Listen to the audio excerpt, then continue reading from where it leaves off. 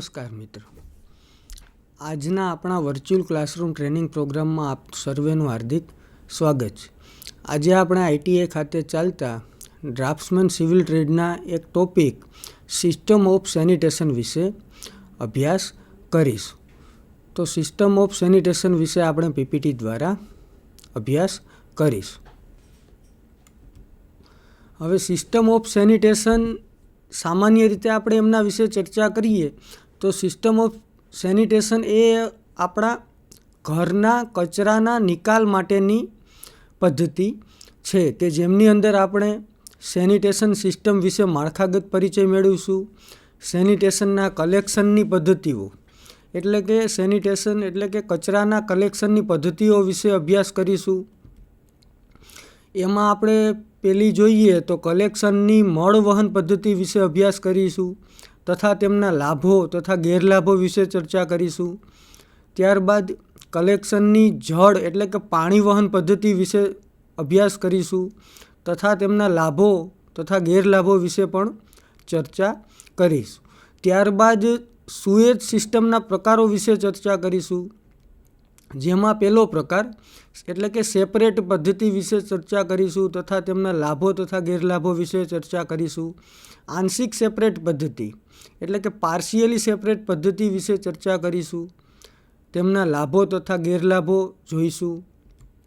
ત્યારબાદ સંયુક્ત પદ્ધતિ એટલે કે કમ્બાઇન્ડ સિસ્ટમ વિશે આપણે ચર્ચા કરીશું તથા તેમના લાભો તથા ગેરલાભો વિશે અભ્યાસ કરીશું. અને અંતમાં સેનિટેશન સિસ્ટમ વિશેના ટૂંકા પ્રશ્નો એટલે કે MCQનો પણ અભ્યાસ કરીશું. તો જુઓ, સેનિટેશન સિસ્ટમ એટલે શું?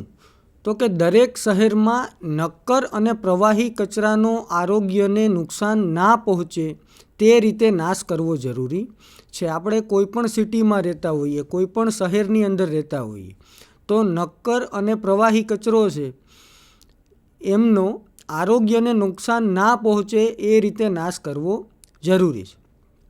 શહેર સત્તામંડળ દ્વારા વેસ્ટ એકત્રિત કરી નાશ કરવાનું કાર્ય સામાન્ય રીતે કરવામાં આવે છે. ત્યારબાદ સામાન્ય રીતે બે પદ્ધતિથી આ કચરાનો નિકાલ થાય છે. દાખલા તરીકે આપણે જોઈએ કે કચરાને એકત્રિત કરવાનું કામ અને તેનો નાશ કરવાનું કામ પહેલાંના સમયમાં મજૂરો દ્વારા થતું, પરંતુ હાલના સમયમાં આપણે જોઈએ તો પબ્લિક હેલ્થ એન્જિનિયરિંગમાં એડવાન્સ ટેકનોલોજીના કારણે ઘન કચરો અંડરગ્રાઉન્ડ સીવર્સ વડે વોટર કેરેજ સિસ્ટમ દ્વારા લઈ જવામાં આવે છે, જ્યારે સૂકા નક્કર કચરાને ટ્રોલી એટલે કે ટ્રેક્ટર વડે ઉંચકીને શહેરની બહાર લઈ જવામાં આવે છે.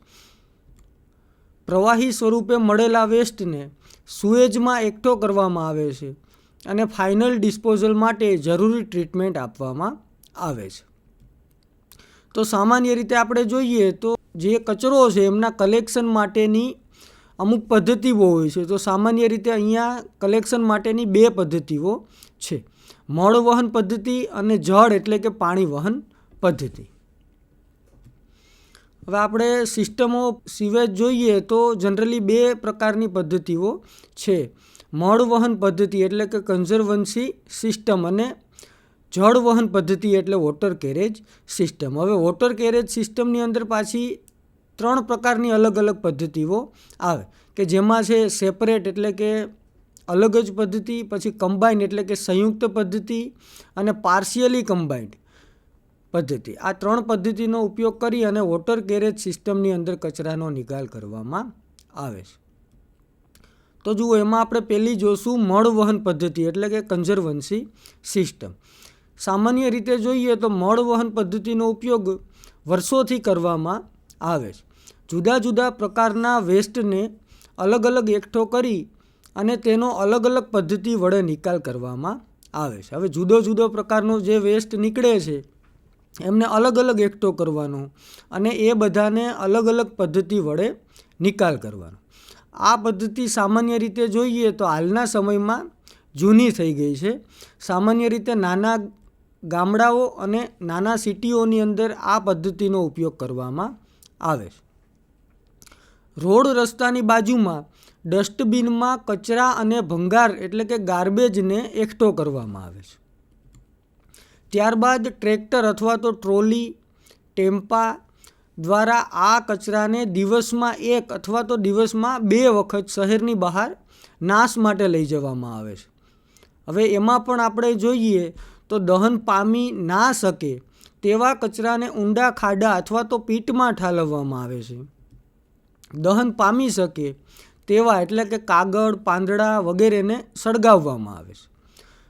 પછી તેનો નિકાલ જે તે સ્થળ ઉપર પીટ અથવા તો ખાડામાં ઠાલવીને કરવામાં આવે છે. સામાન્ય રીતે જોઈએ તો શાકભાજીના પાંદડા અને ફળોને તેમજ બીજા મટીરિયલ્સને પહેલાં સૂકવવામાં આવે છે. ત્યારબાદ સુકાઈ જાય ત્યારબાદ તેમને ડમ્પ સાઇટ ઉપર સળગાવવામાં આવે છે. આ પદ્ધતિમાં મળ અથવા માનવીય વેસ્ટને અલગ અલગ રીતે એકઠો કરીને હ્યુમન એજન્સી દ્વારા બંધ ગાડા અથવા તો ટ્રક અથવા તો ટ્રેક્ટર ટ્રોલી વડે શહેરની બહાર લઈ જવામાં આવે છે. આ મળને 2 વર્ષ માટે એકત્રિત કર્યા બાદ તેનો ઉપયોગ ખેતી માટે કરવામાં આવે છે. ત્યારબાદ જોઈએ તો ઘરની બહારના ખુલ્લા અથવા બંધ ડ્રેઇન દ્વારા સ્લજ અને સ્ટ્રોમ વોટરને ડિસ્પોઝલ પોઈન્ટ સુધી પાઇપલાઇન વડે લઈ જવામાં આવે છે. હવે પાઇપલાઇન વડે ત્યાં સુધી આપણે લઈ જઈએ ત્યાંથી પછી તેને નદી, નાળા અથવા દરિયાના પાણીમાં છોડવામાં આવે છે. સ્લજનો ઉપયોગ ખેતી તેમજ ગાર્ડનિંગના હેતુ માટે આપણે ખાતર તરીકે કરી શકીએ. ત્યારબાદ મળ વહન પદ્ધતિના લાભો એટલે કે મેરિટ્સ ઓફ કન્ઝર્વન્સી સિસ્ટમ. તો જુઓ, મળ વહન પદ્ધતિની અંદર સામાન્ય રીતે આપણે જોઈએ તો મળ વહન પદ્ધતિનો પ્રારંભિક ખર્ચ ખૂબ જ ઓછો આવે છે, કારણ કે મળ ખુલ્લા ડ્રેઇન વડે વહન થાય છે. તેથી કન્સ્ટ્રક્શન આર્થિક રીતે સસ્તું બને છે. જ્યારે નદીઓમાં પાણી વધે છે એટલે કે પૂર આવે છે ત્યારે સુએજનો નિકાલ ખૂબ જ ઓછા ખર્ચે આપણે કરી શકીએ છીએ. ત્યારબાદ જોઈએ તો મળ વહન પદ્ધતિના ગેરલાભો એટલે કે ડીમેરિટ્સ ઓફ કન્ઝર્વન્સી સિસ્ટમ, કે મળને લઈ જવા માટે ઘણી જગ્યાની જરૂરિયાત રહે છે. મળ વહન પદ્ધતિની અંદર જોઈએ તો સામાન્ય રીતે મળને લઈ જવા માટે ઘણી જગ્યાની જરૂરિયાત રહે છે. સીવરમાં સ્ટ્રોમ વોટર સાથે જવાની શક્યતાના કારણે ટ્રીટમેન્ટ પ્લાન્ટ ઉપર વધારે લોડ પડવાની પણ શક્યતા રહે છે. મળ વહન પદ્ધતિ સંપૂર્ણ રીતે સફાઈ કામદારો ઉપર આધાર રાખે છે. આપણે જે આ પદ્ધતિનો ઉપયોગ કરીએ એ પદ્ધતિ સામાન્ય રીતે સંપૂર્ણ રીતે સફાઈ કામદારો ઉપર આધાર રાખે, જેથી જો સફાઈ કામદારો હડતાલ ઉપર જાય તો સંપૂર્ણ સિટીમાં રોગચાળો ફેલાવવાની શક્યતા રહે છે. તો આ એમના ગેરફાયદાઓ છે. ત્યારબાદ આપણે બીજી સિસ્ટમ જોઈએ, જળ એટલે કે પાણી વહન પદ્ધતિ એટલે કે વોટર કેરેજ સિસ્ટમ. તો આપણે જોઈ શકીએ છીએ એન્જિનિયરિંગ અને ટેકનોલોજીના ડેવલપમેન્ટના કારણે માનવીય એજન્સીઓ વગર મળ અને અન્ય બગાડને એકત્રિત કરી ડિસ્પોઝ કરવાના સ્થળ સુધી પહોંચાડી શકાય છે. અત્યારના યુગમાં આપણે જોઈએ તો એન્જિનિયરિંગ અને ટેકનોલોજીના ડેવલપમેન્ટના કારણે આપણે જે મળ અને અન્ય બગાડ છે એમને માનવ એજન્સીઓ વગર પણ ડિસ્પોઝ કરવાના સ્થળ સુધી પહોંચાડી શકીએ. જળ વહન પદ્ધતિમાં મળને એકત્રિત કરવા અને લઈ જવા માટે પાણીનો ઉપયોગ થાય છે. આપણી જે આ જળ વહન એટલે કે પાણી વહન પદ્ધતિ છે એમાં મળને એકત્રિત કરવા અને લઈ જવા માટે આપણે પાણીનો ઉપયોગ કરીએ છીએ. પાણી ખૂબ જ સસ્તું છે, જેના આધારે મળનું વહન કરવામાં આવે છે, જેથી આ પદ્ધતિને જળ વહન એટલે કે પાણી વહન પદ્ધતિ કહે છે. આ પદ્ધતિમાં મળમૂત્ર વગેરે પાણી સાથે મિક્સ કરવામાં આવે છે, જેને અંડરગ્રાઉન્ડ સીવરેજ સિસ્ટમ વડે ટ્રીટમેન્ટ પ્લાન્ટ સુધી પહોંચાડી અને તેમનો અંતિમ નાશ કરવામાં આવે છે. આ પદ્ધતિમાં જોઈએ તો સામાન્ય રીતે મળ અને મૂત્રને પાણી સાથે મિક્સ કરવામાં આવે, ત્યારબાદ તેને અંડરગ્રાઉન્ડ સીવરેજ સિસ્ટમ વડે ટ્રીટમેન્ટ પ્લાન્ટ સુધી પહોંચાડી અને તેમનો અંતિમ નાશ કરવામાં આવે છે. ત્યારબાદ આપણે જોઈએ જળ વહન એટલે કે પાણી વહન પદ્ધતિના લાભો. તો આ પદ્ધતિમાં મળમૂત્રને અંડરગ્રાઉન્ડ સીવર સિસ્ટમમાં એકત્રિત કરી પાણી સાથે વહન કરાવી તે રીતે લેઇંગ કરીને લઈ જવામાં આવે છે. તેથી આ પદ્ધતિ બિન આરોગ્યપ્રદ નથી તેમજ હ્યુમન એજન્સી દ્વારા મળમૂત્રને લઈ જવામાં આવતો નથી. એટલે હડતાલ કે કશું પડે તો એની અસર આમના ઉપર થતી નથી. શહેરોમાં અંડરગ્રાઉન્ડ સીવર અને બંધ સીવરો દ્વારા લઈ જવામાં આવે છે, તેથી કોઈ હાનિ કે જોખમ રહેતું નથી. સિટીની અંદર જોઈએ સામાન્ય રીતે તો અંડરગ્રાઉન્ડ સીવર અથવા તો ક્લોઝ બંધ સીવર વડે લઈ જવામાં આવે છે, જેથી દુર્ગંધ ફેલાવી અથવા કોઈ રોગચાળો થવો એવી કોઈ શક્યતા કે જોખમ રહેતું નથી. મળવહન પદ્ધતિ કરતાં નાની સીવરની આ પદ્ધતિમાં જરૂરિયાત રહે છે. આપણે જે મળવહન પદ્ધતિની અંદર જે સીવરનો ઉપયોગ કરીએ એનાથી કમ્પેરેટિવલી નાની સીવરની આ પદ્ધતિમાં જરૂરિયાત રહે. તેમજ બે અલગ અલગ સીવરની જરૂરિયાત રહેતી નથી. વોટર કેરેજ સિસ્ટમ હોવાથી બે અલગ અલગ સીવર રાખવાની જરૂર નથી. એક જ સીવરની અંદર બધા કચરાનો આપણે નાશ કરી શકીએ છીએ. મકાનમાં નાની ડિઝાઇનમાં પણ ટોયલેટ અને વોટર ક્લોઝેટ મકાનના બેડરૂમમાં પણ આપણે એટેચ કરી શકીએ છીએ. આ પદ્ધતિમાં મળના નિકાલ માટે પૂરતા પ્રમાણમાં પાણીનું વહન થતું હોવાથી વધારે પાણીના જથ્થાની જરૂરિયાત રહેતી નથી. સામાન્ય રીતે જોઈએ તો મળવહન પદ્ધતિ કરતાં ખૂબ જ ઓછી જમીનની સુએજ ટ્રીટમેન્ટ માટે આ પદ્ધતિમાં જરૂર પડે છે. તેમજ ખેતી માટે સુએજ ટ્રીટમેન્ટ પછી વધતા સોલિડ વેસ્ટનો આપણે ખાતર તરીકે ઉપયોગ કરી શકીએ છીએ. ત્યારબાદ જોઈએ તો જળ એટલે કે પાણી વહન પદ્ધતિના ગેરલાભો. તો જુઓ, પાણી વહન પદ્ધતિના ગેરલાભોમાં આપણે જોઈએ તો સામાન્ય રીતે મળ વહન પદ્ધતિ કરતાં જળ વહન પદ્ધતિનો પ્રારંભિક ખર્ચ ખૂબ જ વધારે આવે છે. ત્યારબાદ તેમનો મેન્ટેનન્સ ખર્ચ પણ વધારે આવે છે. વરસાદી સિઝનમાં વધારે જથ્થામાં સુએજનું ટ્રીટમેન્ટ કરવું પડે છે. ત્યારબાદ આપણે જોઈએ તો સુએજ સિસ્ટમ એટલે કે સુએજને લઈ જવા માટેની પદ્ધતિને સુએજ અથવા તો સિવરેજ પદ્ધતિ કહે છે. તો જુઓ, સુએજ સિસ્ટમ છે એમને સામાન્ય રીતે 3 પ્રકારમાં આપણે ક્લાસિફાય કરી શકીએ: સેપરેટ સિસ્ટમ, આંશિક સેપરેટ સિસ્ટમ અને સંયુક્ત સિસ્ટમ. તો જુઓ, એમાં પહેલું છે સેપરેટ સિસ્ટમ. તો સેપરેટ સિસ્ટમ શું કહેવા માગે છે? તો કે ઘરેલું મળ અને ઔદ્યોગિક મળ બંને માટે સ્ટ્રોમ વોટર માટે અને સ્ટ્રોમ વોટરના બાકીના ભાગ માટે અલગ અલગ સેટ આપવામાં આવે છે, જેને સેપરેટ સિસ્ટમ કહેવામાં આવે છે.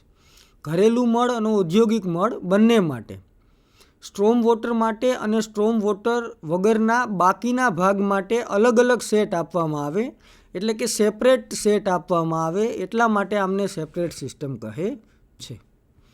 આપણે ફિગરમાં જોઈ શકીએ છીએ સેનિટરી સીવેજ અને સ્ટ્રોમ વોટર સીવેજ બે અલગ આપેલી છે, કે જેમાં સ્ટ્રોમ વોટર સીવેજમાં સ્ટ્રોમ વોટરનું વહન થાય છે, જ્યારે સેનિટરી સીવેજમાં સેનિટરી વેસ્ટનું વહન થાય છે. એટલા માટે બે અલગ અલગ સીવર આપેલી હોય એટલા માટે આમને સેપરેટ સિસ્ટમ કહેવાય છે.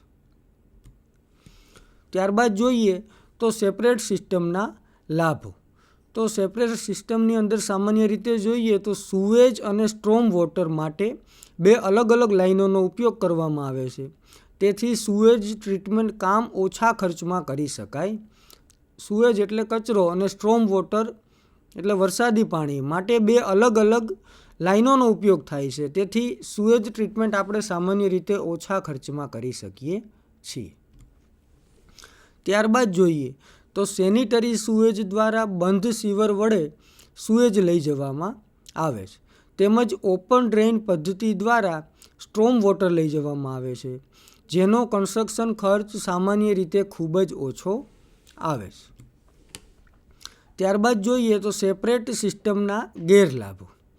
તો સ્ટ્રોમ વોટર અને સુએજ માટે જુદી જુદી સીવરની જરૂરિયાત રહેતી હોવાથી તેનો મેન્ટેનન્સ ખર્ચ બહુ વધારે આવે છે.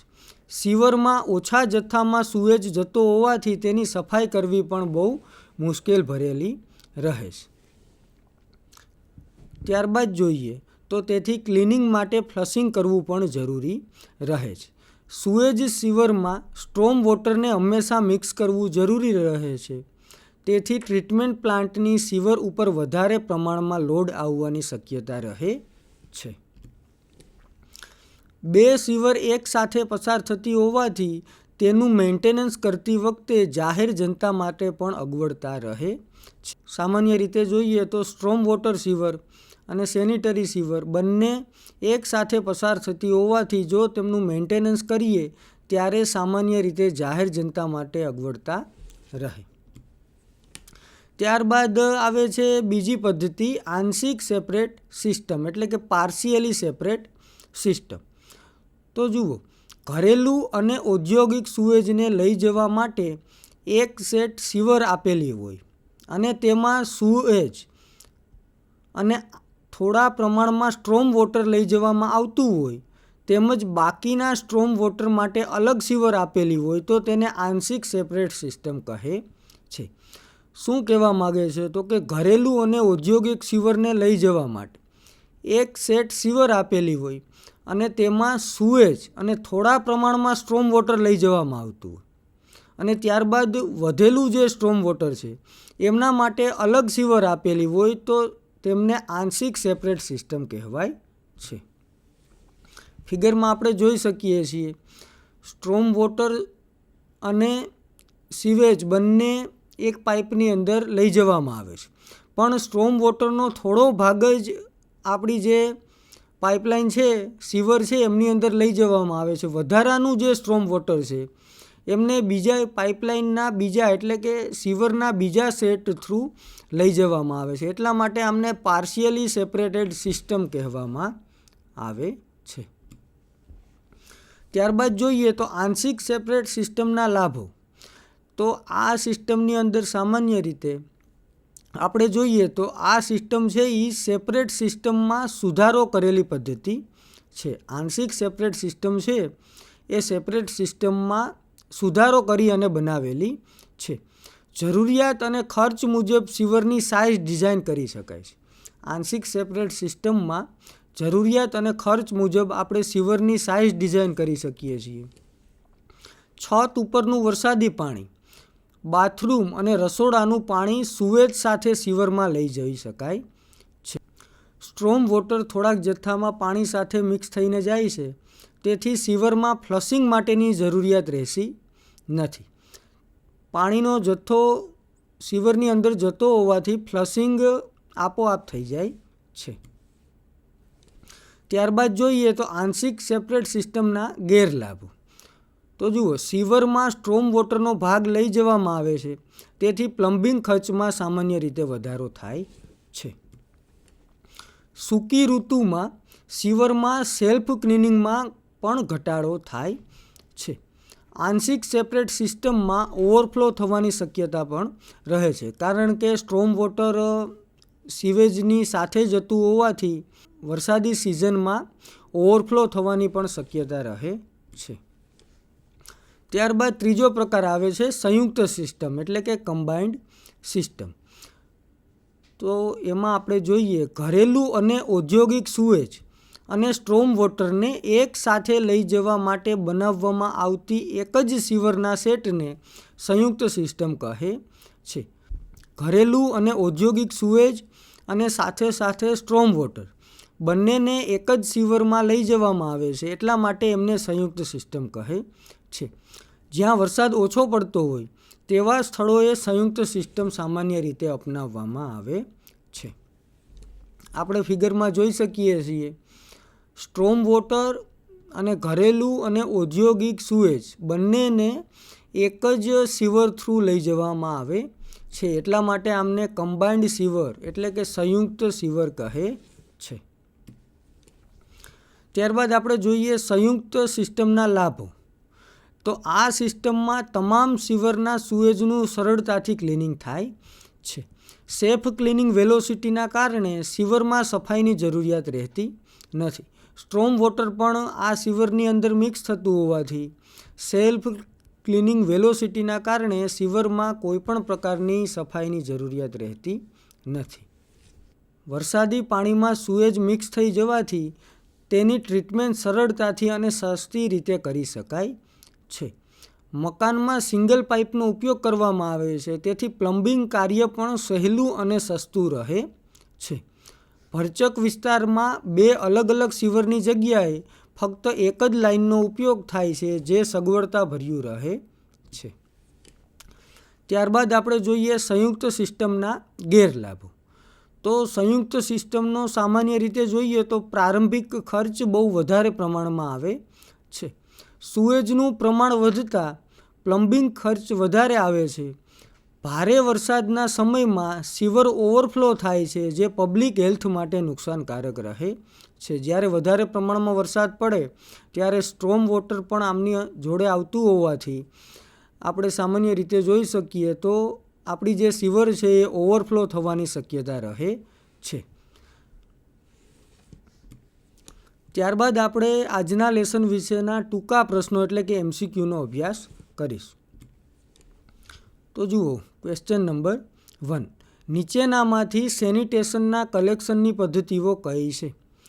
તો આપણને ખબર છે મળ વહન પદ્ધતિ અને જળ વહન પદ્ધતિ બંને સેનિટેશનના કલેક્શનની પદ્ધતિઓ છે. એટલે ઓપ્શન નંબર સી ઉપરના પૈકી બંને જે આપણો સાચો જવાબ થશે. ત્યારબાદ નેક્સ્ટ ક્વેશ્ચન, નીચેનામાંથી કયા સીવરેજ પદ્ધતિના પ્રકારો છે? તો પહેલું સેપરેટ પદ્ધતિ, બીજું આંશિક સેપરેટ પદ્ધતિ અને ત્રીજું સંયુક્ત પદ્ધતિ. આ ત્રણેય છે એ સુએજ પદ્ધતિના પ્રકારો છે. એટલે આપણો જવાબ થશે ઓપ્શન નંબર ડી ઉપરના પૈકી બધા. ત્યારબાદ નેક્સ્ટ ક્વેશ્ચન, કઈ સુએજ પદ્ધતિમાં સીવર ઓવરફ્લો થવાની શક્યતા રહે છે? તો આપણને ખબર છે કે સુએજની સાથે સ્ટ્રોમ વોટર પણ જતું હોય એવી પદ્ધતિ છે સંયુક્ત પદ્ધતિ, કે જેમાં વરસાદી સિઝનમાં આપણી સીવર ઓવરફ્લો થવાની શક્યતા રહે. એટલે ઓપ્શન નંબર સી સંયુક્ત પદ્ધતિ જે આપણો સાચો જવાબ થશે. ત્યારબાદ નેક્સ્ટ, કઈ સુએજ પદ્ધતિમાં ઘરેલું તથા ઔદ્યોગિક મળ અને સ્ટ્રોમ વોટર બંને અલગ અલગ લઈ જવામાં આવે છે? તો આપણને ખબર છે સેપરેટ પદ્ધતિ છે એમની અંદર સુએજ એટલે કે ઘરેલું તથા ઔદ્યોગિક મળ અને સ્ટ્રોમ વોટર બંનેને અલગ અલગ રીતે લઈ જવામાં આવે છે. એટલે ઓપ્શન નંબર એ સેપરેટ પદ્ધતિ એ આપણો સાચો જવાબ થશે. તો આપણે આજના લેક્ચરમાં સામાન્ય રીતે જોઈએ તો સેનિટેશન સિસ્ટમ વિશે આપણે માળખાગત પરિચય મેળવ્યો, સેનિટેશનના કલેક્શનની પદ્ધતિઓ વિશે અભ્યાસ કર્યો, કલેક્શનની મળ વહન પદ્ધતિ વિશે અભ્યાસ કર્યો તથા તેમના લાભો તથા ગેરલાભો વિશે ચર્ચા કરી, કલેક્શનની જળ એટલે કે પાણી વહન પદ્ધતિ વિશે અભ્યાસ કર્યો તથા તેમના લાભો તથા ગેરલાભો વિશે ચર્ચા કરી, સુએજ સિસ્ટમના પ્રકારો વિશે આપણે ચર્ચા કરી. એમાં પહેલી સિસ્ટમ સેપરેટ સિસ્ટમ વિશે આપણે સમજ્યા તથા એમના લાભો તથા ગેરલાભો વિશે જોયું. આંશિક સેપરેટ સિસ્ટમ વિશે સમજ્યા, તેમના લાભો તથા ગેરલાભો વિશે ચર્ચા કરી. સંયુક્ત પદ્ધતિ એટલે કે કમ્બાઇન્ડ સિસ્ટમ વિશે સમજ્યા તથા તેમના લાભો તથા ગેરલાભો વિશે ચર્ચા કરી. અને લાસ્ટમાં સેનિટેશન સિસ્ટમ વિશેના ટૂંકા પ્રશ્નો એટલે કે MCQ વિશે આજે આપણે ચર્ચા કરી. તો આજના લેક્ચરમાં આપણે સેનિટેશન સિસ્ટમ વિશે અભ્યાસ કર્યો, જેમાં સેનિટેશન માટેની પદ્ધતિઓ કે જેમાં આપણે મળ વહન પદ્ધતિ, જળ વહન પદ્ધતિ વિશે ચર્ચા કરી. ત્યારબાદ સુએજ કલેક્શન માટેની પદ્ધતિ વિશે આપણે ચર્ચા કરી, જેમાં આપણે અલગ અલગ 3 પ્રકારની પદ્ધતિઓ સેપરેટ સિસ્ટમ, આંશિક સેપરેટ સિસ્ટમ અને સંયુક્ત સિસ્ટમ વિશે અભ્યાસ કર્યો. તો આ જે આજનું લેસન છે એના ઉપરથી આપણે ઔદ્યોગિક તથા સિટી વિસ્તારનું જે સુએજ છે એમના નિકાલ માટે, એમના કલેક્શન માટે જે પદ્ધતિઓ ઉપયોગમાં લેવાય છે એમના વિશે ચર્ચા કરી. તો આજનો લેક્ચર અહીંયા આપણો પૂરો થાય. આભાર.